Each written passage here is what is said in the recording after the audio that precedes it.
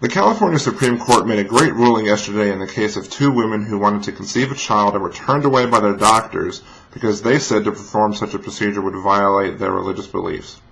The couple claimed that it was because they were a lesbian couple that they were turned away. The doctors claimed that it was because they were not married. Of course, I am sure that if their religious convictions were really strong, that had they been a married lesbian couple, that they still wouldn't have recognized the marriage and therefore still not given the procedure.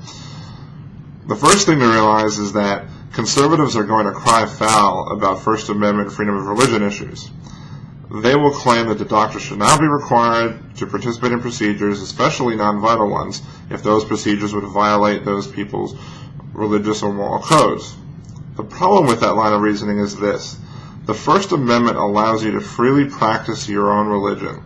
It does not protect your ability to force your religious beliefs on others, and that is what these doctors did. Basically, they forced their beliefs on these women by choosing to not give them a service that they would normally give to other people. Had the procedure been against their religious beliefs completely, then perhaps I would have understood.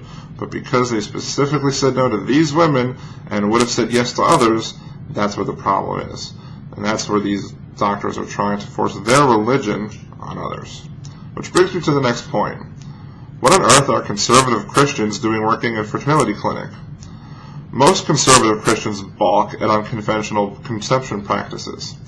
They view them as being potentially harmful to the embryos created, and they view the creation of extra embryos that will be discarded to be morally equivalent to abortion.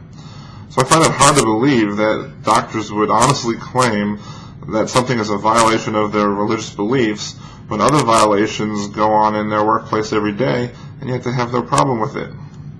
The most important point, though, is that California is known as a state that protects people from discrimination based on their sexual orientation.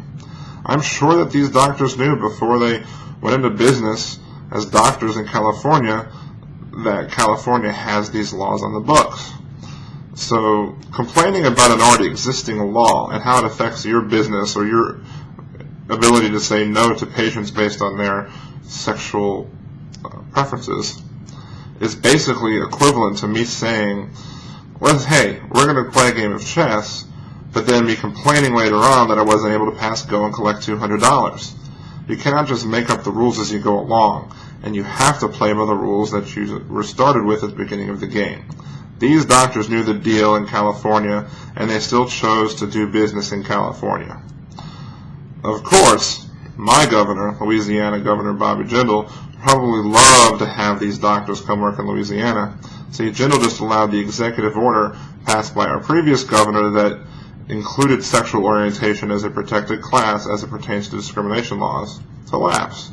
This means that in Louisiana, it is okay to discriminate against someone for being gay. So I guess the doctors can go ahead and move down here, and they'll have no problem finding a practice and getting support from our gay-hating governor.